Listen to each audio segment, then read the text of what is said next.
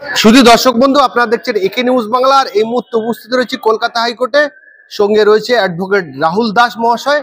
আর এই মুহূর্তে সব থেকে বড় খবর হলো যে আরজি কলের যে দুর্নীতি, বিভিন্ন আরজি কলের ভিতরে যে স্টল লাগানো হয়েছে, সেগুলো হসপিটালে যেসবগুলো অপারেশনের সামগ্রী লাগে, সেলাইন লাগে, গ্লাভস লাগে, বিভিন্ন জিনিস লাগে, আবার সেগুলো হসপিটালের ভিতরে স্টল লাগিয়ে কিছু টাকা সেগুলো সে থেকে আত্মসাৎ করে এই সন্দীপ ঘোষের মাধ্যমে আমরা শুনতে পাচ্ছি যে মমতা ব্যানার্জির ভাই, মুখ্যমন্ত্রী ভাই বাবন ব্যানার্জির অ্যাকাউন্টে সরাসরি ঢুকেছে। এবং সেই কারণে কিন্তু সিবিআই বাবন ব্যানার্জিকে তলব করেছিল, নোটিশ দিয়েছিল, কিন্তু বাবন ব্যানার্জি তিনি কিন্তু সিবিআই ডাকে সাড়া দেননি, যাননি।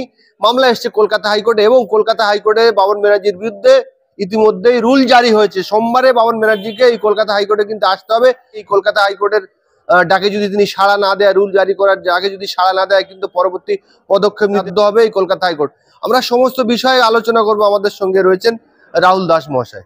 আজকের ব্যাপারটা হচ্ছে, কালকে যেরকম আমাদের একটা প্রসঙ্গ ছিল যে 193-তে আমাদের যখন চার্জ ফ্রেম চলছিল, এবং চার্জ ফ্রেম করার পরে কালকে স্বরাষ্ট্র সচিব, স্বাস্থ্য সচিব এবং স্বাস্থ্য প্রতিমন্ত্রী ওনাদেরকে কোর্টে হাজিরা দেওয়ার কথা বলা হয়েছিল।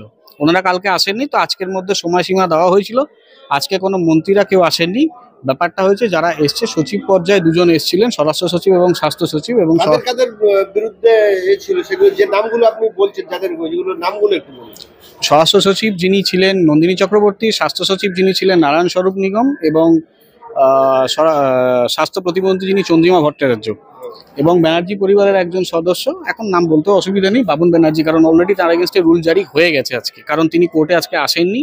বাট মাননীয় অ্যাডভোকেট জেনারেল যিনি সরকারের তরফ থেকে কেসটা মুভ করেছিলেন, উনি পরিষ্কার বলেছেন যে মুখ্যমন্ত্রী তার কাজে ব্যস্ত আছেন।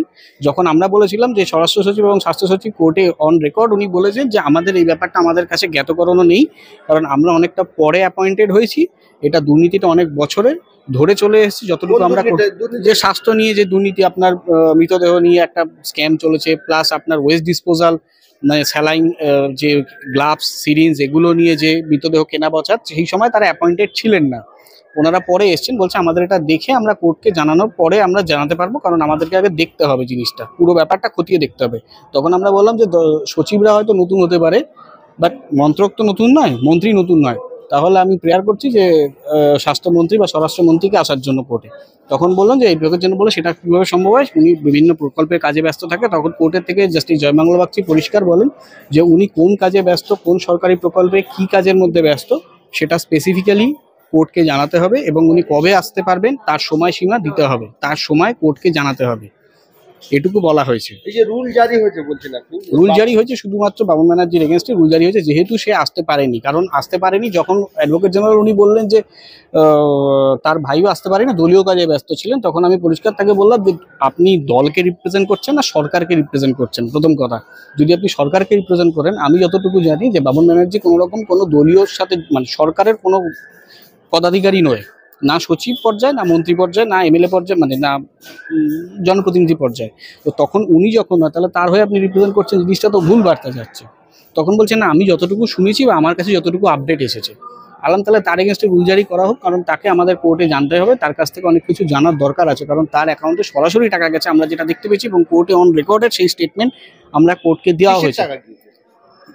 মৃতদেহ পাচার এবং মৃতদেহ যে কেনা বেচায়, এবং ওয়েস্ট ডিসপোজাল যেটা হয়েছে, মানে আপনার বর্জ্য পদার্থ, যে সরকারি হসপিটালে, বিভিন্ন সরকারি হসপিটালে আপনারা দেখেছেন যে বর্জ্য পদার্থ, সেগুলোর একটা টেন্ডার দেওয়া হয়, বিভিন্ন বিক্রি করার টেন্ডার দেওয়া হয়, সেই টেন্ডারের যে টাকা 1% প্রায় গেছে। এবং নট অনলি ফর দ্যাট, আমরা যখন আরজি করের ক্ষেত্রে যখন তদন্ত করেছি, আমাদের টিম যখন তদন্ত করেছে, তখন এটাও দেখা গেছে যে আরজি করের ক্ষেত্রে অনেক ছোট ছোট বুথের মতো, স্টলের মতো আছে, যেগুলো ওখানে বসানোর কোনো মানে নিয়মই নেই বা আইনই নেই, সব থেকে বড় কথা। কিন্তু সন্দীপ ঘোষ সেটা অবশ্যই, সেখানে সন্দীপ ঘোষ নিজে সেটা তার ইনফ্লুয়েন্স খাটিয়ে বসিয়েছে, এবং তার নিজস্ব লোক না অন্য লোক না পরিচিত লোক, সেটা আমি জানি না, কোন একটা লেনদেনের বিষয় সেটা সন্দীপ ঘোষের তরফ থেকে, সন্দীপ ঘোষের থ্রুতে ঢুকেছে। এখন সেই টাকাটা হয়তো সে ডিনাই করতে পারে যে সে এই টাকা নয়, ওটা তার অন্যভাবে টাকা এসছে, সেই টাকা দিতে পারে, কিন্তু সেটা যেটা কি কারণে ঢুকেছে, কি ব্যাপারে ঢুকেছে, সেই টাকা একটা অ্যামাউন্ট ঢুকেছে, সেই অ্যামাউন্টটা কেন ঢুকেছে তার পরিষ্কার তাকে কোর্টে এসে তার জবাব দেওয়ার জন্য বলা হয়েছে। অনুমানিক কতগুলো টাকা ঢুকেছে বলে মনে হয়? কত টাকা? আনুমানিক প্রায় 27 লাখের মতো ঢুকেছে, এবং সেই টাকাটা একবারে ট্রান্সফার হয়নি, বারে বারে ট্রান্সফার হয়েছে, বারে বারে ট্রান্সফার হয়েছে। বাবন ব্যানার্জির অ্যাকাউন্টে ট্রান্সফার হয়েছে, এবং যখন বাবন ব্যানার্জির অ্যাকাউন্ট খতিয়ে দেখেছি, এবং সেই অ্যাকাউন্টে খতিয়ে দেখে তারপর যখন আমরা পারমিশন পেয়েছি ব্যাংকের থেকে বা আমাদের আরবিআই থেকে বা আমাদের কোর্ট থেকে, এটা তো পারমিশন কোর্ট থেকে না ছাড়া যাতে কারোর অ্যাকাউন্টে আমরা মানে ঢুকতে পারি না, এটা এক্সিসও দেওয়া যায় না, কোর্ট অর্ডারে সেটা আমরা করেছি। এবং সিবিআই ক্লিয়ারেন্স নেওয়ার পর যখন এটা দেখেছে বাবন ব্যানার্জির থেকে সেই অ্যাকাউন্ট এর টাকা থেকে সেটা পেপ্যালের মাধ্যমে ডলারে কনভার্ট হয়। আমরা যেমন ভারতীয় মুদ্রায় বা ইন্ডিয়ান কারেন্সিতে যেমন ফোন পেতে টাকা আদান প্রদান হয় অনলাইন ট্রানজ্যাকশনে, মানে ডিজিটালি, সেটা ফোন পেতে ইন্ডিয়ান কারেন্সি ডলারে এক্সচেঞ্জ হয়, এবং সেটা সেখান থেকে করা হয়েছে তার ইন্টারন্যাশনাল অ্যাকাউন্টে থেকে। বাবন ব্যানার্জির অবশ্যই। তো বাবন ব্যানার্জির যে রুল জারি হয়েছে এরপরে তাকে সোমবারের মধ্যে আসতে হবে। এবার সেখানে সোমবারের মধ্যে যদি উনি না আসেন তাহলে তার এগেনস্টে ওয়ারেন্ট ইস্যু হবে, এইটুকুই বলার, মানে এইটুকুই নিয়ম।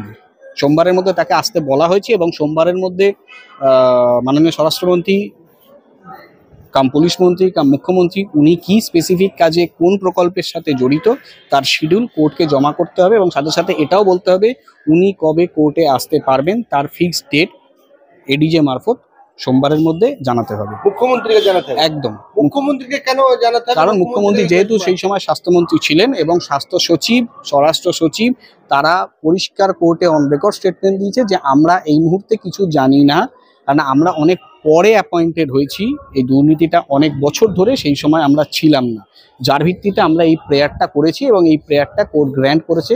এক্ষুনি মাননীয় মুখ্যমন্ত্রীর এগেনস্টে রুল জারি করা হয়নি, বাট থিং ইজ দ্যাট যদি উনি সোমবারের মধ্যে স্পেসিফিক্যালি ওনার অ্যাডভোকেট জেনারেল মাধ্যমে সেটা যদি না জানানো হয়, নিশ্চয়ই কোর্ট সেখানে চরমতম জায়গায় যাবে আশা করা যায়। তো সোমবারে আপনি আশা করছেন যে বাবন ব্যানার্জি, মমতা ব্যানার্জি আসতেও পারে, এবার যদি না আসে তার পরবর্তী স্টেপ কোর্ট নেবে। রুল জারি হয়েছে, তার রুলের ওপর যদি উনি নিজে ফিজিক্যালি না আসে, কারণ ফিজিক্যাল অ্যাপিয়ার করতে হবে, ওনাকে শারীরিক সশরীরে হাজিরা দিতে হবে, এবং সেটা যদি উনি না দেয় পরবর্তীকালে যা স্টেপ নেওয়ার সেটা justice Joymalya Bagchi division bench সেটা নেবে। সন্দীপ ঘোষের হাত থেকে এই টাকাগুলো বিভিন্ন জায়গায় গিয়েছে বলে ধারণা করছে তদন্তকারী সংস্থা। এখন তাই তো ধারণা আছে, কারণ এখন সেরকমই প্রমাণ ইঙ্গিত করছে বিভিন্ন জায়গায় বিভিন্ন অ্যাকাউন্টে গেছে। জাস্ট এই দুটো তিনটে জায়গায় যেটা হেভি অ্যামাউন্টে টাকা ট্রানজ্যাকশন হয়েছে, কিন্তু সেটা বারে বারে হয়েছে, একবারে হিউজ অ্যামাউন্ট একবারে ট্রান্সফার হয়নি, বারে বারে গেছে, মানে সেটা ভেঙে ভেঙে গেছে, পার্টে পার্টে টাকা গেছে। আরজিকর হসপিটালের ভিতরে যে অবশ্যই। এবার এটা হয়তো সন্দেহ আমাদের এই জায়গায়, এটা আমরা শিওর নয় যে ওই টাকা এই টাকা কিনা, কারণ আমাদের কাছে যখন প্রমাণটা আসে সন্দীপ ঘোষের ব্যাংক অ্যাকাউন্ট থেকে টাকাটা ট্রান্সফার হয় বাবুল ব্যানার্জি, তো কোনো একটা কারণে নিশ্চয়ই হবে, এমনি এমনি তো কেউ কাউকে টাকা ট্রান্সফার করবে না। সেইটা জিজ্ঞাসা করার জন্য সিবিআই ডেকেছিল, এবং উনি সেটা পাত্তা দেয়নি, নোটিশ করা হয়েছিল উনি পাত্তা দেয়নি, এবং উনি সেটা এড়িয়ে গেছেন। ওনাকেও নোটিশ করা হয়েছিল এবং আরো অনেককে নোটিশ করা হয়েছিল, ওনারা পাত্তা দেয়নি। যখন ওনারা পাত্তা দেয়নি তখন আমাদেরকে কোর্টে জানানো হয়েছে যে এরকম ওনারা কোনো রকম এটা ইগনোরেন্স করছে, এটার কোনো রিপ্লাই দিচ্ছে না, খালি ওনাদের তরফ থেকে যে অ্যাডভোকেট রিপ্রেজেন্ট করছে উনি নিজাম প্যালেসে গেছে, উনি বলেছে যে আসতে পারবে না হ্যান ত্যান এরকম টাইপের। বাট আজকের তারিখে বাবুল ব্যানার্জির তরফ থেকে কোনো অ্যাডভোকেট রিপ্রেজেন্ট করেননি, আজকে বাবুল ব্যানার্জির তরফ থেকে কোনো অ্যাডভোকেট রিপ্রেজেন্ট করেন। রাজ্য সরকারের তরফ থেকে ছিল, রাজ্য সরকারের তরফ থেকে অ্যাডভোকেট জেনারেল ছিলেন, ওনার সাথে আরো 4 জন ছিলেন। তাহলে সোমবারে বাবন ব্যানার্জিকে হাইকোর্টে আসতে হবে। এবার উনি যদি না আসে সেটা কোর্ট তার চরমতম পদক্ষেপ নেবে আশা করা যায়।